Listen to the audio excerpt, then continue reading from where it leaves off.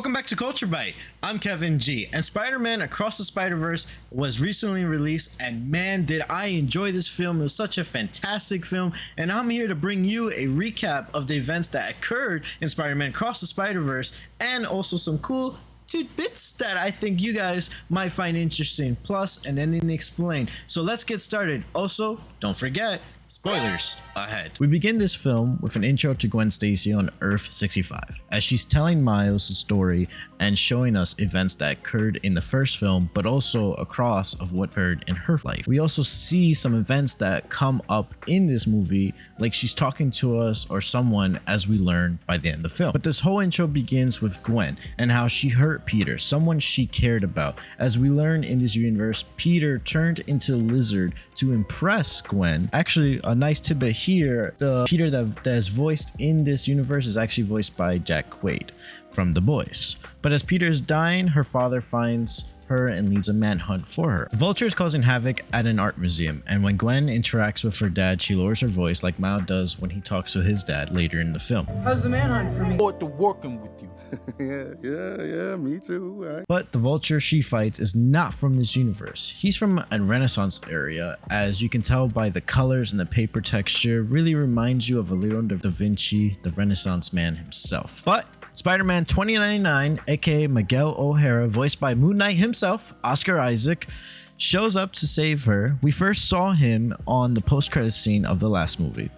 He tells her he's here to clean up the mess they created in the last film with the Collider back on Earth 1610. This is when he references Doctor Strange and the nerd from Earth 1999-9999. I think I did too many nines, which could be the MCU, but it's a little unclear because they call the MCU 616. Kevin, we need some answers here. But Miguel uses his assistant Lila to call on Jessica Drew, his voiced by Issa Rae. She's pregnant and she mentions her husband, which we might see in the next film.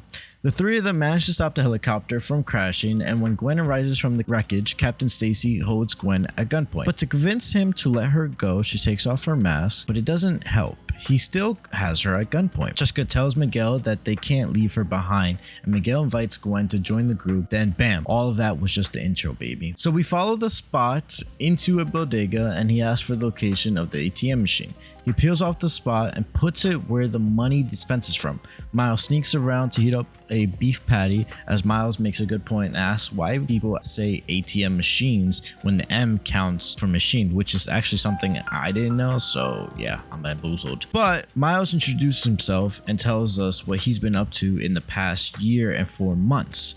It shows him fighting varying amounts of bad guys, designing his new suit, help Aunt May move to Florida, which, hey, Aunt May, I'm in Florida too, so should tell me what's going on. He guest hosts Jeopardy, endorses Baby Powder, calling back to when Peter B. Parker said to use Baby Powder to get into the suit. He also apologized for endorsing Baby Powder and for a mustache fill, and he even developed a new power, as he tells us. We even see that he improved on his mural where he was designing with his uncle Aaron in the last movie, where it was said no expectations, and included all his friends from the first movie. Miles even travels to one of the spots, and it's like a tunnel. While Miles and the spot are battling, Miles is running late for a meeting with his school counselor and parents. Miles starts to see how the spot is using his spots to fight. Miles outsmarts him and uses his spots against him by having one body part being tied up with webs. Miles swings into his dorm room and meets up with his roommate Genki Lee, who is playing Marvel Spider-Man 2 early. This man got the hookup, and Sony just couldn't resist that little promotion.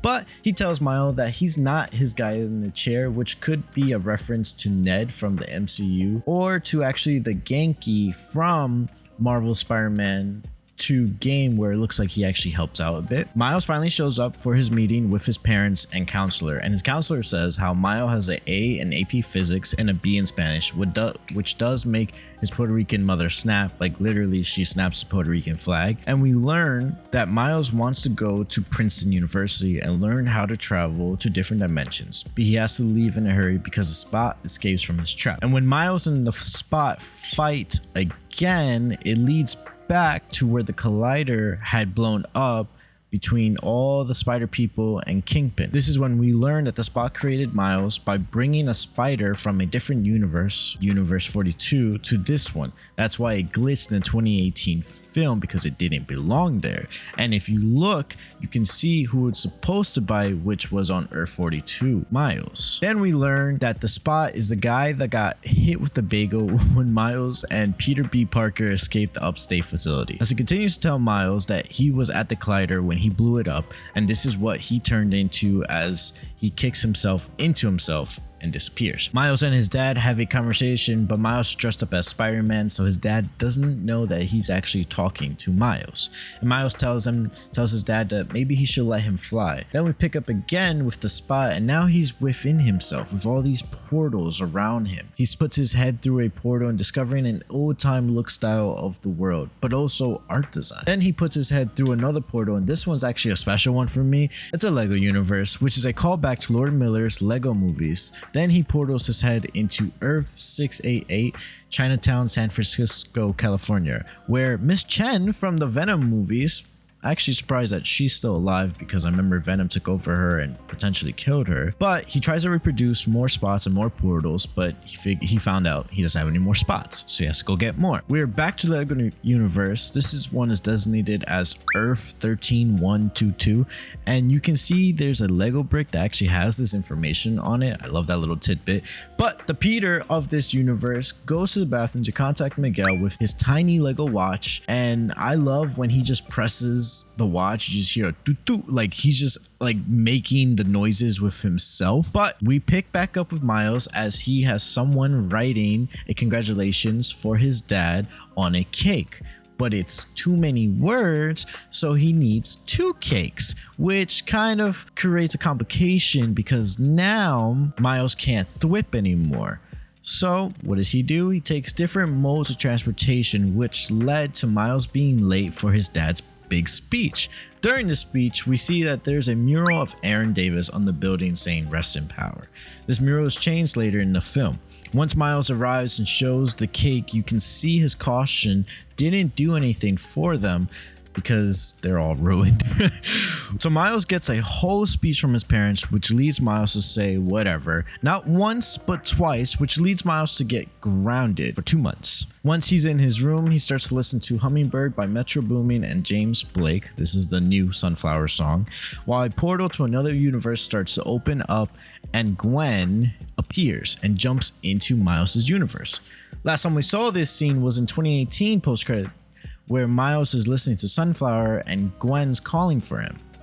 But you can see the difference between these two different scenes, as this is now a year and 4 months for Miles, and you can tell that he's now taller, he has longer hair, and his face actually looks older. You can tell by some of the lines that they put in his face. But Gwen asks if he wants to get out of here, and he says he's grounded. Then she asks if Spider-Man is grounded, which Miles gives a smile and starts to swing around with Gwen. And she starts to tell him about the elite spider squad that Miguel is the head of. But every time Miles tries to ask a question or two, it seems like Gwen tries to change the subject. But as they continue swinging around, Miles loses Gwen for a second. That's because she's planning a drone to watch the Spot. So she's here for business, not for pleasure. Miles and Gwen hang below the Williamsburg Bank building as they enjoy having someone to talk about all the Spidey responsibilities and just having someone like them. Gwen and Miles are back at the rooftop party enjoying some food when Miles' parents stop by to introduce themselves to Gwen. But shortly after that, Gwen gets a notification on her watch, so she has to go. Miles has a moment with his mom and she's worried about no one having his back when he's on his own, and to never doubt himself and never doubt that he doesn't belong. Miles quickly runs to catch up to Gwen. Gwen reaches the Spot's apartment and realizes something bad has happened. And amongst the wreckage, she discovers a picture of Jonathan Owen with Olivia Octavius. Then we see 4 different spiders that potentially are from other universes. As we see, he has the Earth 42 spider, that's the one that bit Miles. But Gwen lost the Spot and Jessica Drew shows up, bringing Lila along to track the Spot, but they discover the Spot can create his own portals, and in Lila's words, can be a canon killer. Now remember that for later, as she continues to say that he's making a stop at any universe that has an Alchemax, which is the company that the Spot worked for and that created the Collider. Miles thinks that he's doing this to make himself more powerful, which I'm not gonna lie is true, but they finally locate him and Gwen portals over there, and usually the portal closes really quick, but this time he decided to take his time so Miles can decide, does he stay in his universe or does he follow Gwen? But he decides to follow Gwen. Once Miles jumps through the portal, he arrives to Earth 5101 Manhattan, which is a cross of Mumbai and Manhattan. But once Miles crosses through the portal, he glitches a few times, but finally sees Gwen chasing after the Spot.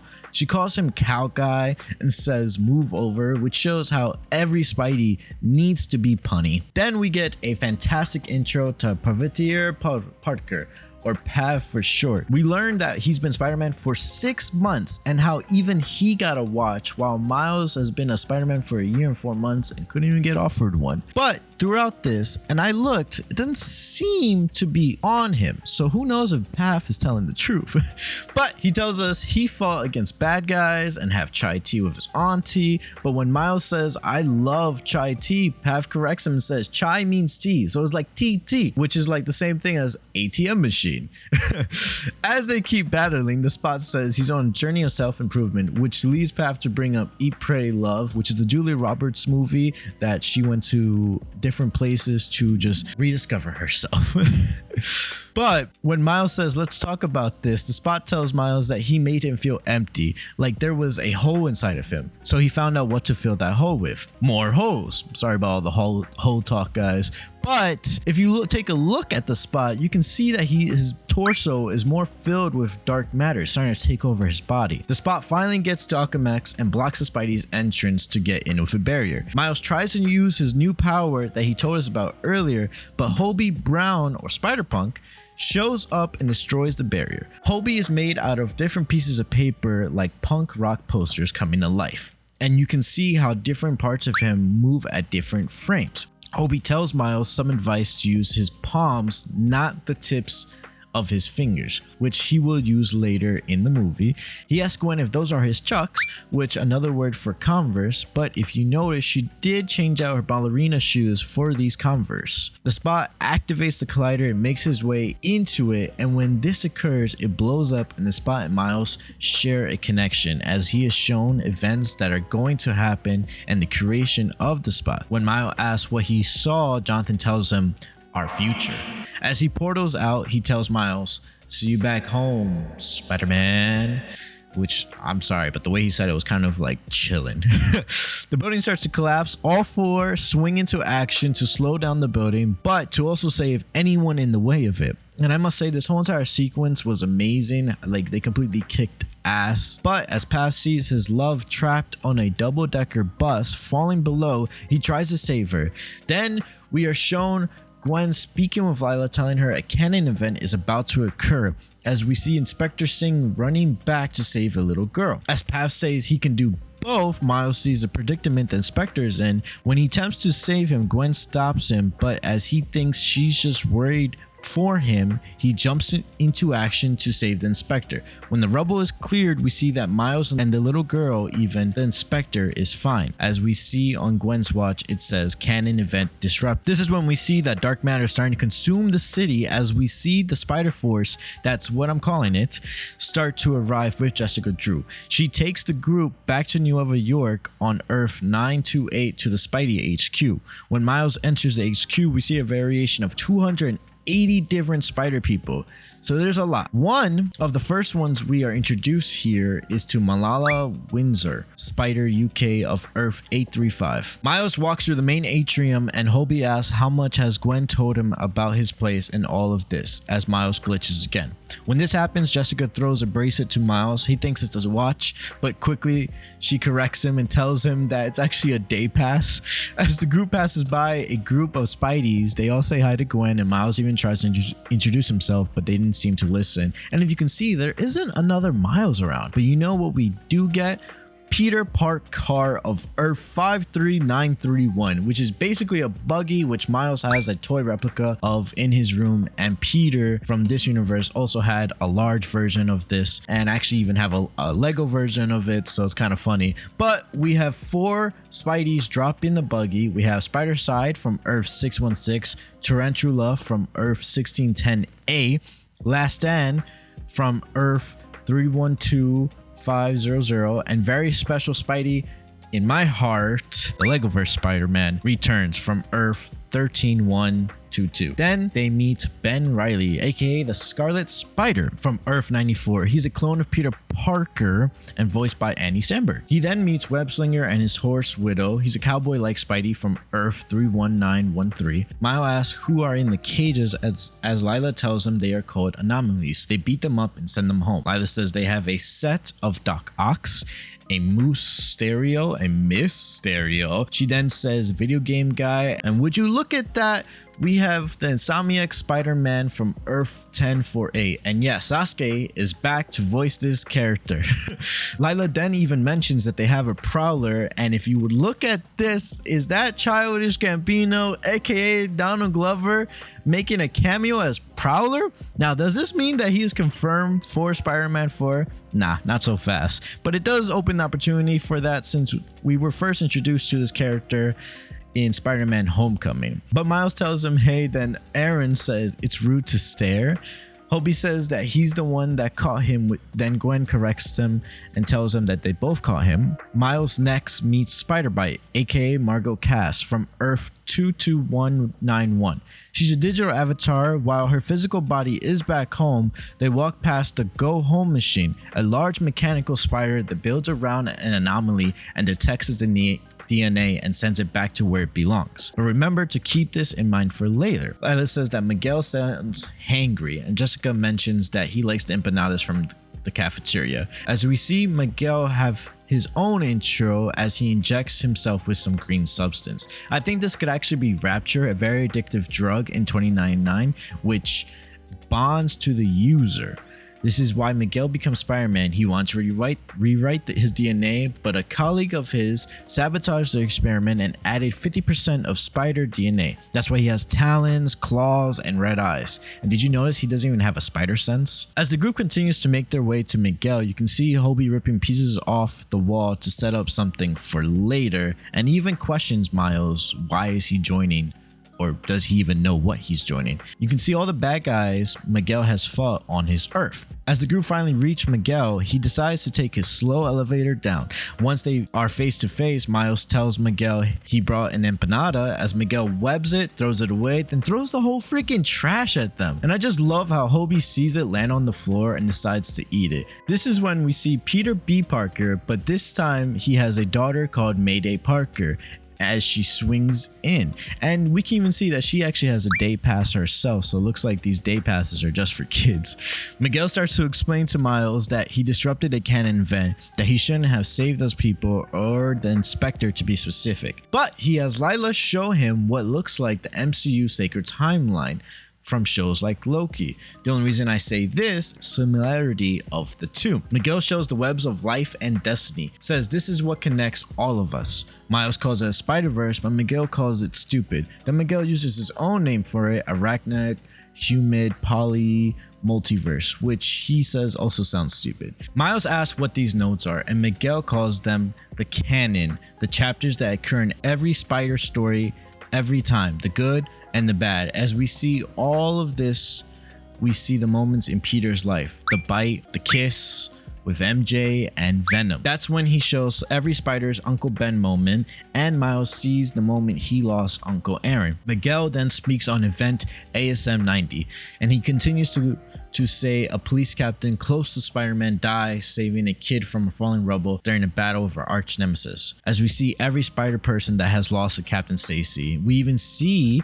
Andrew Garfield's Amazing Spider-Man when he was killed from the lizard. Miguel goes on to say that canon events are what binds them together, and those connections can be broken. That's why anomalies are so dangerous. So we learn that Captain Sing's death was a canon event for Puff, and that's why Gwen was trying to stop him when he thought she was just worried about him. So now we also learn because of that broken event, Pav's universe is starting to unravel, and when asked how does he know, Miguel tells him that he found an Earth where the Miguel there had a family and was happy, but he had died, so conveniently Miguel just took over his life. But eventually everything started to fall apart.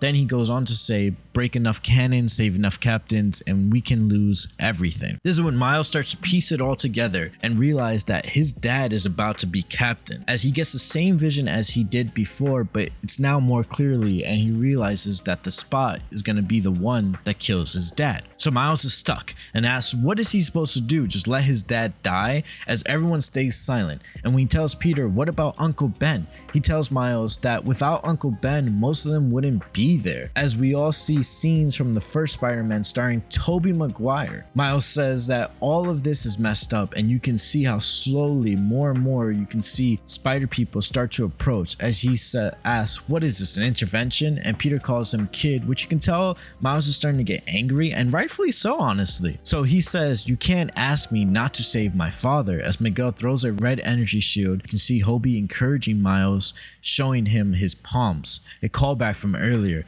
that Miles used to break out the shield. Once he escapes, Hobie leaves the group and takes off his watch, and Miguel calls spider people to let them know that Miles escaped. They all point to each other in classic meme action. They all jump on Miles and he manages to escape every time. Then we have Spider-Cat that scratches Miles' face, which could be a reference to Spider-Man, the cat in the game Marvel Spider-Man Miles Morales. Then we see a Spider-Man that is a T-Rex. You can see him twip. Peter B. Parker asks Miguel to take a picture of him and Mayday together because it was her first chase, and Miguel ignores him, but Mayday thwips the phone to take the picture herself. When all the Spideys are chasing after Miles and are passing through the anomaly section from earlier, you can hear all of them boo, especially Donald Glover's Prowler. They go through another villain section, which seems to be the 90s series villains, and you can even hear a hello Peter when we see the 90s Doc Ock. Miles runs into another section full of more spider people, and we see that Metro Boomin, Spider-Man, he even does his own voice character. That's actually pretty dope. And he says there's no place to run, but Miles runs out a window, and I just love when he screams. It's freaking hilarious whenever Miles screams. We have spider people piling on Miles again. This time we have Ben Reilly telling him he's putting him in a sleeper hold. I'm using my biceps to constrain you, but they all get untangled for a second. We have this one spider that is going for a big punch but misses Miles, hits the spider person behind him, and you can see the words clank, and then the spider that punched the other spider has a tear, probably because he either hurt himself or he feels bad. But Miles falls down to underground world of Nueva York, and this is when Peter B. Parker finally gets a hold of Miles just to ask him to hold his baby. Why, you may ask? Well, Peter tells Miles it's because of him that he has the baby, that if he does a decent job raising her, that she might turn out to be like Miles, which gets him excited. But once Miles has the baby in his hands, we can hear Lila say she has his location. Miles and Miguel get on top of a speeding bullet bus train thing as it's going up, and Miguel's trying to hold on to Miles, but he accidentally rips off his day pass, so Miles starts to glitch again. So the bullet type of train that they are on is actually going to the moon, so Miles can't thwip anymore, and Miguel's about to catch up with him until Miles jumps off to kick Miguel. As they keep fighting, Miguel starts to yell at Miles, telling him that he's an anomaly, that everywhere he goes he's an anomaly, and that he's the original one. This is when Miguel tells Miles that he was never meant to be that universe's Spider-Man, that there's a universe out there with no Spider-Man, and the Spider-Man of his universe died saving him. This is when Peter B. Parker says this isn't what we talked about, which shook Miles that his friends knew. Miles realizes that he can absorb Miguel's suit and starts to tell him that he managed to lure hundreds of spider people from his clubhouse, as we see all the spider people climbing on top of each other just to get to Miles. This is when we get an epic moment where Miles is absorbing Miguel's suit and tells him that everyone keeps telling me how my story is supposed to go. Nah, I'm gonna do my own thing. Miles sneaks into the go home machine and starts to get it going and scans his DNA, where we see the destination is locked in for Earth 42, possibly reading the spider that bit him. The go home machine starts to make its web around Miles. Miguel tries to pry it open, but when Margot has the chance to reboot the system, she doesn't, and she lets Miles escape. Miguel thinks it's time to send Gwen home, and before she is sent, she says, "We're supposed to be the good guys." Miles gets tossed out of the portal. It's raining, but something already seems off, as Miguel, Jessica, and Ben all go to Earth 1610, which is also raining. When Gwen is back in her reality, she tells her dad that her mask is her badge, and she's trying to be good and trying to make him proud. This is when her dad tells her that he quit halfway through her big speech. Her dad gave her a box that when she opens it, it says, "In case it don't work out," and says Hobie, and it's a watch. So it looks like Hobie made a watch from the tech he ripped off the wall at the Spidey HQ. Miles is swinging through the city, racing to get home because he thinks that the other Spidey people are after him. We see that Ben is watching the apartment and Jessica's watching Jefferson Davis. Gwen makes it to Earth 1610 while Miles is swinging to his apartment building, and you think all of this is actually happening at the same time. Miles finally makes it home and sees his mom. She asks if he took out his braids. Miles finally tells his mom that he is Spider-Man, but she asks, "Who is Spider-Man?" Gwen is against the building watching Jefferson Davis run into the building, and when Gwen finally decides to enter Miles' room, but it's empty. When Miles is trying to tell his mom what is going on, he glitches, and this is when he realizes that he is on the wrong Earth. And this is when we see Uncle Aaron walking in. And I must say, I love this fake out because if you blinked for a second, there's a chance you wouldn't have seen the Earth destination. So it was a brilliant fake out just because both universes are raining and we just think that he's back in his home universe, but something is off. So it kind of just throws us off a little bit and it's like, can't be right. But we got Uncle Aaron even asking Miles if he took out his braids, as we see that Aaron is leaving money on the table for Rio. Aaron tells Miles they have to row. As they reach the roof, Miles sees the mural of his uncle is actually now for his dad on this Earth. And then Miles gets knocked out by the Prowler. Jeff and Rio are talking. Jeff actually uses Miles' advice that he gave him earlier to give to his wife Rio, telling her that maybe we should let Miles fly. But this is when Gwen decides to talk to Miles' parents and tells him that she is gonna go find Miles. But Miles wakes up wrapped up to a punching bag, and we see that on this Earth, Earth 42, Miles G. Morales is the official Prowler, not his Uncle Aaron, as we hear James Jonah Jameson on the news talking about the Sinister Six cartel. The pending battle begins as the Spot has finally made it to Earth 1610. Gwen is now out getting some friends from before. We see Peter B. Parker, Pav, Hobie Brown, Spider Bite. Then we have some spiders that are returning: Spider Ham, Spider Noir, Penny Parker, as Gwen asks if we want in, which now it all makes sense why the beginning of the film started with Gwen, because she is retelling the events that have occurred into the film, and that's why we were able to see glimpses and everything. And then we finally see to be continued title card, and wow, like what a cliffhanger to leave us on. It's got me wanting more. But that didn't explain, you ask? Well, Miles has went to a different Earth, Earth 42 to be exact, because the Go Home machine detected the spider that bit him. They detected that spider's DNA, and that spider was from Earth 42. So there's potential that this spider was meant to bite Miles G. Morales of that Earth. So there was supposed to be a Miles Morales Spider-Man. But because of the collider, the spider was sent to Earth 1610 and went to the closest Miles it can find. It also looks like Earth 42 is in shambles since there is no Spider-Man on that Earth. So could it be that this Miles may be good because they have a Sinister Six cartel on the loose, and you know, our Miles is gonna help him? Or is Miles gonna have to battle against himself? I guess we'll have to wait and find out in Spider-Man Beyond the Spider-Verse, which comes out next year, thankfully. I really enjoyed this film. It was amazing, and I honestly suggest you go and watch it. And if you guys actually enjoyed watching me, I would guys appreciate if you guys drop a like on this video, hit the comment section to let me know what you guys think about Spider-Man Across the Spider-Verse, and follow me on Twitter and Instagram at TheKevGuy. Subscribe to Culture Byte and follow Culture Byte on Twitter and Instagram as well. Thank you all for watching. Bye bye.